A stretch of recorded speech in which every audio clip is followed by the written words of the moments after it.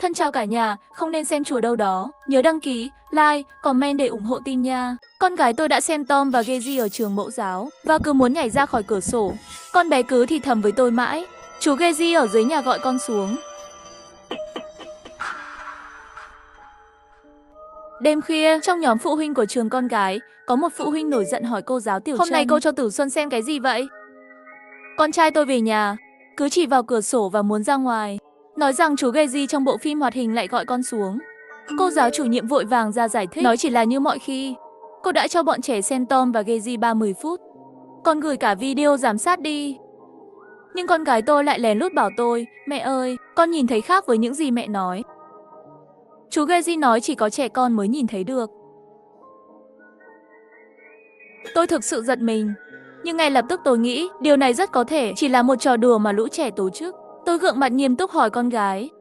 Con hãy nghĩ kỹ lại xem, thật sự là như vậy không? Chú Jerry là ai? Có phải là nhân vật trong bộ phim hoạt hình không? Mẹ ơi, những gì con nói đều là thật mà. Con đã không còn là đứa trẻ của lớp mẫu giáo nhỏ năm ngoái nữa. Chú Jerry là một người đàn ông đeo mặt nạ trắng. Chú ấy sẽ dạy chúng con làm rất nhiều thứ thú vị đó. Vậy à, bộ phim hoạt hình này tên là gì? Các con bắt đầu xem từ khi nào? Chú Jerry có dạy các con làm gì không? Kênh của chú Jerry không phải là phim hoạt hình. Chú ấy gọi đó là huấn luyện tân binh. Chúng tôi mấy đứa đều là lính tân binh nhỏ của chú ấy đó. Khi nào bắt đầu vậy? Con không nhớ rõ. Nhưng hôm nay chú ấy dạy con dùng sách mới. Là giấy làm lưỡi dao. Chú ấy còn bảo con về nhà tìm một tờ giấy thật sắc. Thử xem có cắt đứt được ngón tay không. Nhìn thấy câu chuyện của con gái ngày càng liền mạch, tôi không thể không ngắt lời con.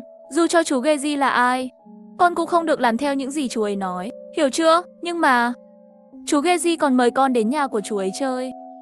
Thực ra đến lúc này, tôi vẫn nghĩ đó chỉ là một trò đùa của con gái. Tôi không nói gì thêm với con, quay đầu bắt đầu chú ý đến những thứ trong nhóm. Chỉ một lúc sau, nhóm đã sôi lên rồi. Các bạn đã cho con trai tôi xem cái gì vậy?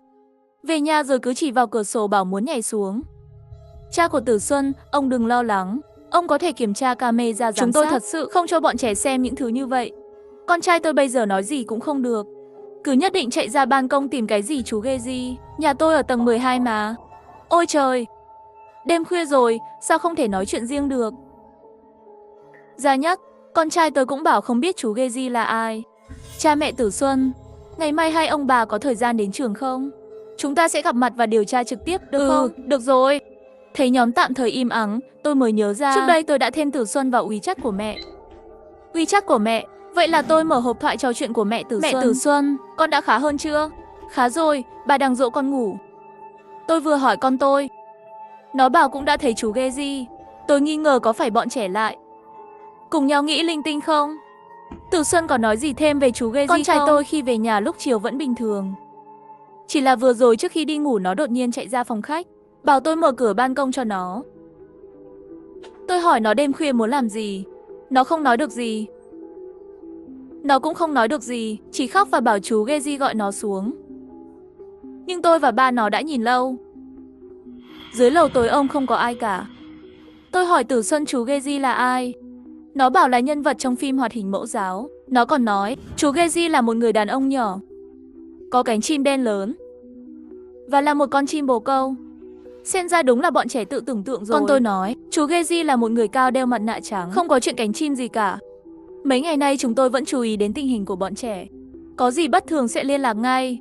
Ngày hôm sau tôi vẫn đưa con gái đến trường mẫu giáo.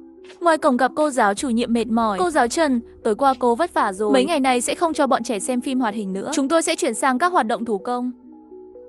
Cũng tốt, để bọn trẻ không nghĩ linh tinh. Và khi chiều tối, con gái vừa về đến nhà, lập tức chạy đến bên tôi, mặt mày vui vẻ. Mẹ ơi, hôm nay chú Jerry khen con rồi. Chú ấy còn nói chỉ cần con hoàn thành 2 nhiệm vụ nữa, con sẽ nhận được thiệp mời đến nơi của chú ấy.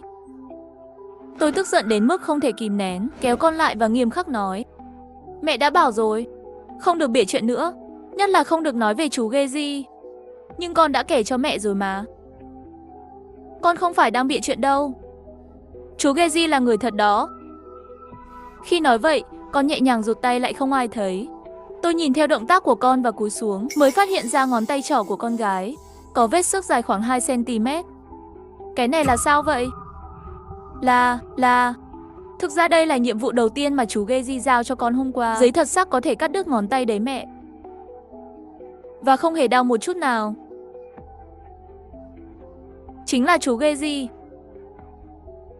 Hôm nay trưởng mẫu giáo không cho bọn trẻ xem TV mà. Và mở video giám sát trong lớp học của trường mẫu giáo. Tôi muốn xem con cái làm gì trong hoạt động thủ công chiều nay. Rốt cuộc là làm gì vậy? Khi tôi kéo video giám sát đến thời gian tương ứng, thì đột nhiên tôi bị đứng hình. Trong video, một số trẻ em ngồi trong phòng hoạt động, quanh một góc, trước một chiếc tivi cũ chưa bật. Chúng cứ nhìn vào màn hình đen. Ngồi chính giữa là con gái tôi. Và cô giáo đang đứng gần bàn ghế trông phía sau, chỉ vào không khí và nói gì đó. Lúc này tôi không thể giữ bình tĩnh được nữa. Tôi cắt một đoạn video và gửi vào nhóm WeChat. Các cô giáo, có thể giải thích xem chuyện này là sao không? Bọn trẻ đang làm thủ công mà. Có vấn đề gì không? Mẹ của Lý Gia, cô giáo Trần nói. Dạo này không cho trẻ xem hoạt hình nữa. Chúng tôi chuyển sang hoạt động thủ công. Có thể đừng gửi tin nhắn trong nhóm chuyện không liên quan không? Rất ồn ào. Vào lúc này, tôi nhận được tin nhắn riêng từ cô giáo Trần. Có phải có sự hiểu lầm gì không? Chúng ta trò chuyện riêng nhé. Cô giáo Trần, xin lỗi. Trong phòng thủ công có tivi không? Có một chiếc tivi cũ. Nhưng từ khi chúng tôi cải tạo nơi này thành phòng thủ công, vậy là chúng tôi đã không sử dụng nữa. Dây nguồn không biết để đâu rồi. Có lẽ đã không còn dùng được nữa. Có vấn đề gì sao? Ngay sau đó, cô giáo Trần gửi cho tôi một bức ảnh chiếc tivi đen phủ lớp vải chống bụi. Phía sau cổng đã bị hư hỏng nghiêm trọng và chỗ đáng lẽ phải cắm dây điện lại chất đầy những đồ thủ công của trẻ em. Tôi cảm thấy như có thứ gì đó nghẹn lại trong cổ họng. Không tin, tôi lại quay lại xem lại video một lần nữa. Nhưng kỳ lạ là lần này, dù là video chụp màn hình trong nhóm hay video gốc, dù tôi tìm cách nào, cảnh kỳ lạ đó đã biến mất không còn dấu vết. Bọn trẻ ngồi trên ghế, cắt giấy làm thủ công. Cô giáo đang giúp từng em một. Mọi thứ đều rất bình thường. Liệu tôi có nhìn nhầm không? Ngay lúc này, con gái tôi trong góc video đột nhiên giơ tay thu hút sự chú ý. Con gái tôi ngồi ở hàng đầu bên phải. Cô giáo đang hướng dẫn những đứa trẻ bên trái. Con ngẩng đầu lên như thể bị cái gì thu hút sự chú ý. Sau đó, con gật đầu về hướng chiếc tivi. Con gái tôi từ túi giấy thủ công lấy ra một tờ giấy. Giấy màu xanh mới tinh. Đặt ngón tay trỏ trái của mình lên. Đặt ngón tay trỏ của mình lên mép sắc của tờ giấy. Dùng lực cắt một đường, nhưng không kêu đau, mà nhìn vào vết thương của mình một lúc. Sau đó, con chỉ ngón tay về hướng chiếc tivi. Trong cảnh quay không gần, dường như tôi thấy khuôn mặt của con hiện lên biểu cảm chờ đợi phần thưởng như mọi khi. Con gái tôi sau khi xem Tom và Geji ở trường mẫu giáo cứ muốn nhảy ra khỏi cửa sổ. Nó cứ thì thầm với tôi mãi. Chú Geji ở dưới nhà, gọi con xuống. Mọi chuyện nghiêm trọng hơn tôi tưởng. Tôi vào phòng con gái, quyết định nói chuyện với con. Nhưng khi tôi vừa bước vào cửa, tôi nghe thấy tiếng con đang nói chuyện với ai đó. Giọng nói vang lên.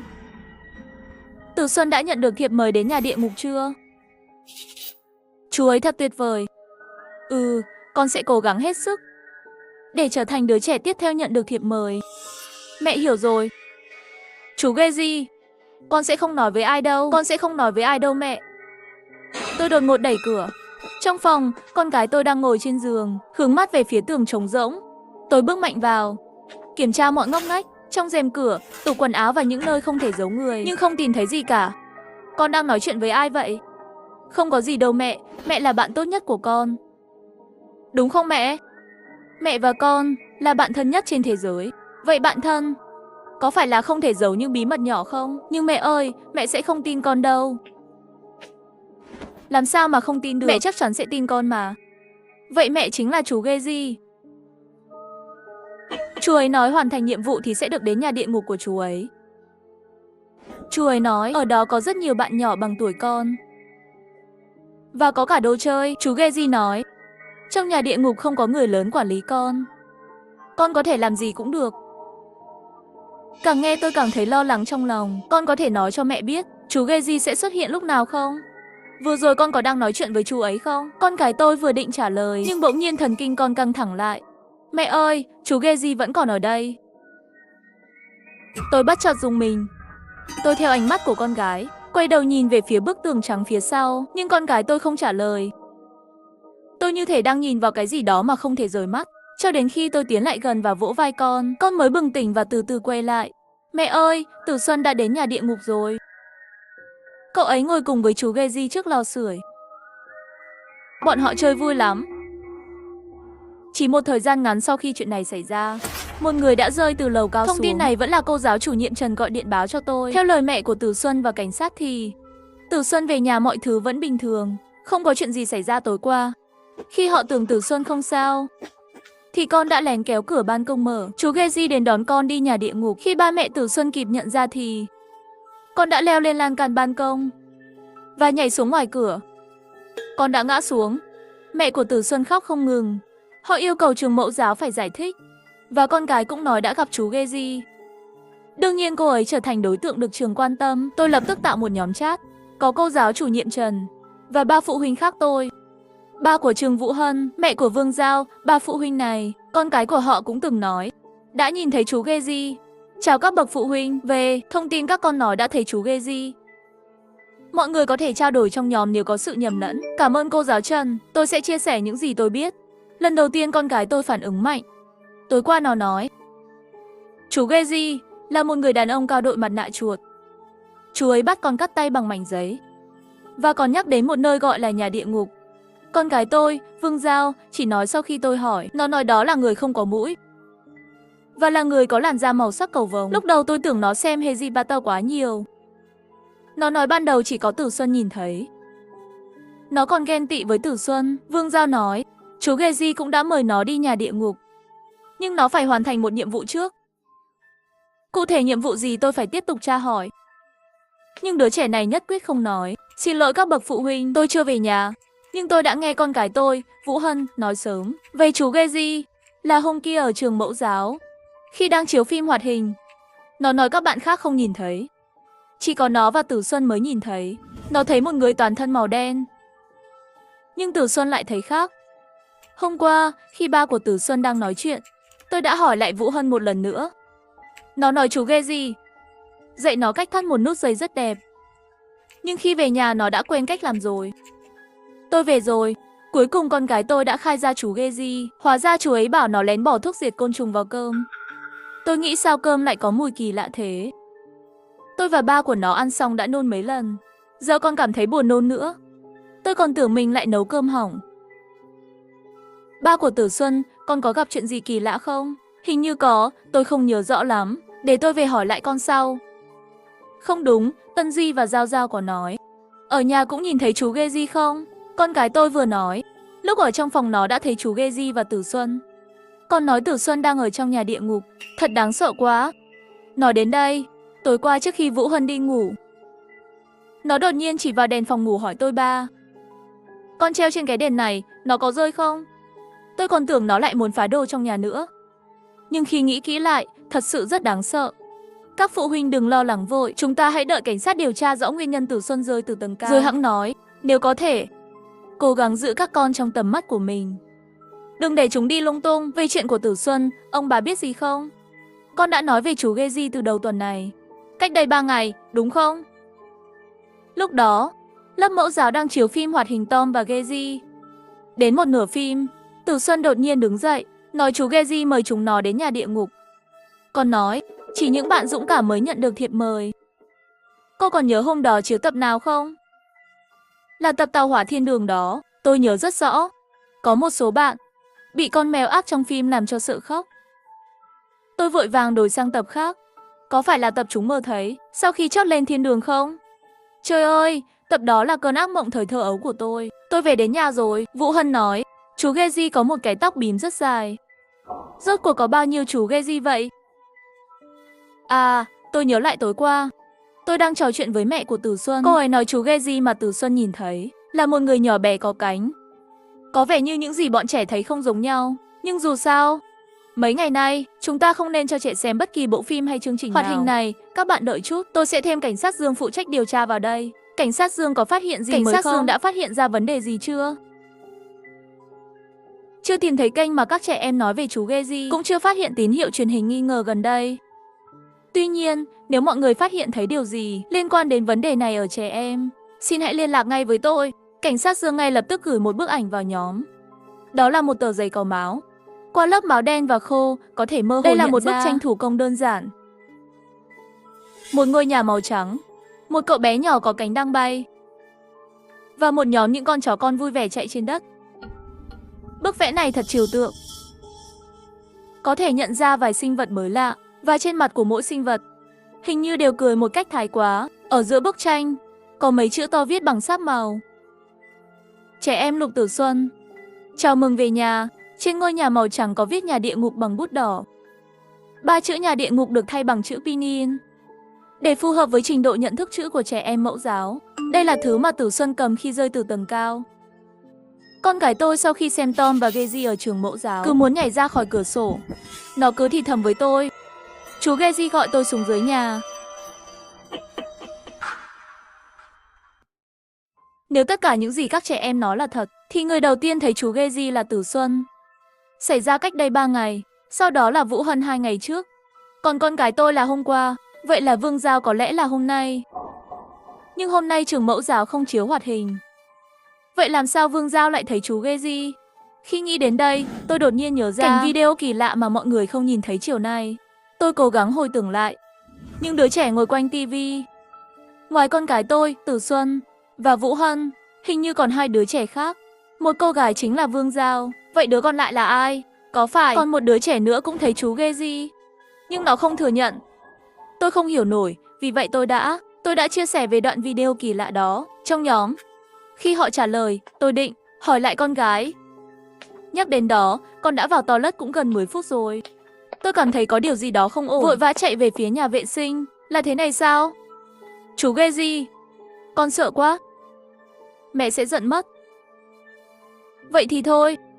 Chưa kịp để con nói xong, tôi đã lao tới cửa, liên tục mở cửa phòng. Con gái đang đứng trên ghế nhìn vào gương. Món đồ trong tay con bị tôi làm rơi xuống đất, phát ra tiếng động trong trẻo. Ngay khi tôi lao vào, tôi thấy rõ trong gương có một bóng dáng thoáng qua. Tôi lập tức bế con gái lùi lại cửa, hét vào trong, mày là ai? Ra ngoài đi, tôi đã nhìn thấy mày rồi. Đừng giấu giếm, bắt nạt trẻ con mà có gì ghê gớm. Nhưng trong nhà vệ sinh không có động tĩnh gì, cũng không có dấu vết gì cho thấy có ai vào. Con gái trong tay tôi bị tôi làm sợ, khóc lớn. Khi tôi an ủi con, tôi mới để ý, món đồ lúc nãy con gái làm rơi xuống, thế nhưng lại là dao cạo lông mày của tôi. Tôi nhanh chóng đóng cửa nhà vệ sinh lại, bế con gái quay lại phòng ngủ. Con vừa nói gì với chú ấy vậy? Con không phải đã hứa với mẹ rồi sao? Là không nghe lời chú Gezi nữa. Mẹ xin lỗi. Con không cố ý đâu. Nhưng chú Gezi nói, nếu con rút lui ngay bây giờ, chú ấy sẽ bắt và giết mẹ. Giết mẹ nếu chú ấy dám xuất hiện. Mẹ sẽ đánh chú ấy không còn một mảnh. Và mẹ cũng không phải là trẻ con. Chú ấy sao có thể bắt mẹ được? Con gái lắc đầu nhìn tôi và hỏi, nhưng mẹ cũng có thể thấy chú ấy đúng không? Con cũng thấy chú Gezi mà. Câu này làm tôi hoàn toàn sững sờ. Dù không thể thấy rõ như con gái, nhưng tôi quả thật, dù là đoạn video kỳ lạ chỉ mình tôi thấy, hay hình bóng trong gương lúc nãy, tôi thực sự đã thấy chú Gezi, nhưng đồng thời lại xuất hiện một vấn đề mới. Nếu nói là chiều nay trong phòng con gái, tôi thấy chú Gezi, vì trước đó bức tường đó có treo ảnh đầu. Vậy thì vừa rồi trong nhà vệ sinh là sao đây? Trong nhà vệ sinh đâu có gì liên quan đến điện, không có gì liên quan đến tầm nhìn. Liệu có thể sự xuất hiện của anh ta không liên quan nhiều đến tivi hay kênh chương trình? Tôi thực sự không thể hiểu được. Tôi không thể hiểu nổi. Tôi quyết định đi từng bước một, giải quyết vấn đề về con gái mà tôi bắt đầu tìm kiếm từ lúc đầu. Chiều nay trong lớp học thủ công, các con có nhìn thấy chú Gezi không? Mẹ làm sao biết được? Mẹ đã thấy rồi. Con thử nghĩ xem, lúc đó khi các con đang xem tivi, có mấy bạn nhỏ ở đó? Có 9 bạn, gồm có Tiểu Xuân, Tiểu Vương, Mê Mâng, còn một bạn nữa mà con không biết tên. Bạn đó hình như không phải học lớp chúng ta. Không phải Vương Giao sao? Không phải đâu, nhưng Vương Giao luôn rất muốn nhìn thấy chú Gezi. Cậu ấy đã nài nỉ chúng ta rất lâu. Con nhớ không? Lúc đó con ngồi ở giữa, bên phải còn có một bạn nhỏ. Bạn đó có kiểu tóc búi lạ, nhưng vì góc quay của camera, con không nhìn rõ mặt bạn đó. Vậy còn một bạn nữa là ai? Còn một bạn nhỏ nữa là ai vậy? Có một bạn nhỏ nữa không thấy rồi. Chỉ có 4 chúng ta thôi mà. Dù tôi có hỏi thế nào, con gái vẫn kiên quyết nói, chiều nay khi xem phim hoạt hình chỉ có 4 bạn nhỏ. Nhưng tôi lại nhớ rõ là con gái ngồi ở chính giữa, mỗi bên có 2 người. Không lẽ người thừa ra đó không phải là bạn nhỏ cùng xem phim hoạt hình sao? Tôi tự nghĩ trong lòng, làm tôi toát mồ hôi lạnh. Nếu không phải là bạn nhỏ, vậy là ai? Nghĩ đến đây, một ý nghĩ cực kỳ kinh hoàng bỗng nhiên xuất hiện trong đầu tôi. Liệu có thể, những đứa trẻ luôn nhìn thấy chú Geji trong tivi thực ra chỉ là bóng phản chiếu của chúng? Chú ấy không bao giờ ở trong tivi, mà luôn ở ngay bên cạnh chúng. Đúng lúc này, điện thoại bỗng nhiên đổ chuông. Bây giờ con của bạn thế nào rồi? Bây giờ thì ổn rồi, lại vừa nhìn thấy chú Geji đó. Có chuyện gì vậy? Hứa Tín cũng gặp chuyện rồi. Vừa rồi cảnh sát Dương gọi điện nói đứa trẻ đã cố gắng tự tử bằng dây sinh nhật. May là phụ huynh phát hiện kịp, giờ đang cấp cứu ở bệnh viện. Con gái của bạn không sao là tốt rồi. Bạn nhất định phải chú ý hơn nhé. Hãy thông báo ngay khi có tin tức từ Kim Khoáng. Được rồi, chị Trần, chị nhớ bảo các con tránh xa gương một chút. Gương à, đúng rồi. Tất cả những nơi có thể phản chiếu bóng người. Có chút nghi ngờ, nhưng tiếng thúc giục từ đầu dây bên kia rất gấp gáp, và hứa sẽ làm theo rồi vội vàng cúp máy. Tình huống bất ngờ này khiến tôi tỉnh táo lại. Sinh nhật tẻ nhạt, tự tìm lấy tai họa, nhớ lại những gì đã nói trong nhóm. Bảo rằng chú Geji mà cậu nhìn thấy là một người có tóc dài. Tôi bỗng dưng tỉnh ngộ, mỗi đứa trẻ nhìn thấy một hình ảnh khác nhau về chú Geji. Tử Xuyên là người có đôi cánh, có thể chú ấy đang mô phỏng sự bay lượn. Còn cậu bé nhìn thấy tóc dài.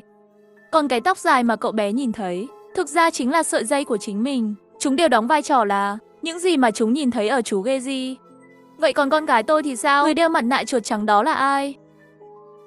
Không ngờ tờ giấy sắc nhọn trong video và con dao cạo mày trong nhà vệ sinh lúc nãy, cái mặt nạ trắng này, liệu có phải là do mất máu quá nhiều khiến khuôn mặt trở nên nhợt nhạt? Vậy nên chú ta luôn cố gắng dụ dỗ con gái tôi sao? Tôi không dám tiếp tục nghĩ nữa. Tôi lập tức kiểm tra trong phòng. Tất cả mọi thứ trong sách, ngay cả sách mới và vở bài tập, đều được tôi nhìn thấy trong tủ quần áo đầy đủ. Một hành động của tôi làm con gái tôi cảm thấy hơi kỳ lạ. Con gái, con phải hứa với mẹ là không nghe lời chú Geji nữa. Chú ta là kẻ xấu, chú ta là kẻ lừa đảo. Tất cả những gì chú ta nói đều là giả. Cái gọi là địa ngục thực chất là nhà tù, giam giữ các em nhỏ. Tất cả những đứa trẻ bị chú ta dẫn đi sẽ dần dần trở thành thú cưng của chú ta. Nói đến đây tôi đột ngột dừng lại. Tại sao tôi lại biết điều này? Mẹ ơi, tiếng gọi của con gái khiến tôi giật mình. Trong tay cô bé không biết từ khi nào lại có một bức tranh. Ở giữa bức tranh là một ngôi nhà trắng tinh. Một cô bé toàn thân được tô màu trắng đang đứng bên cạnh ngôi nhà, cười tê tét. Bên cạnh là một đám chó con với hình dạng kỳ lạ đang chạy nhảy. Trên cùng của bức tranh có vài chữ viết bằng bút sáp. Lưu Duy Gia, bạn nhỏ, chào mừng trở về nhà, chào mừng đến với nhà địa ngục. Mẹ ơi, con gái tôi đột nhiên chỉ vào cổ tay tôi. Mẹ thấy chú Geji không? Chú ấy cũng đeo mặt nạ trắng như vậy mà. Tôi ngẩn người, cúi đầu nhìn tay mình. Tay tôi cũng có một bức tranh. Ngôi nhà trắng, một đám chó hình dạng kỳ lạ, và một người cao lớn, mảnh khảnh. Trên đó cũng có vài chữ viết lưu linh, bạn nhỏ. Chào mừng trở về nhà, chào mừng trở lại nhà địa ngục.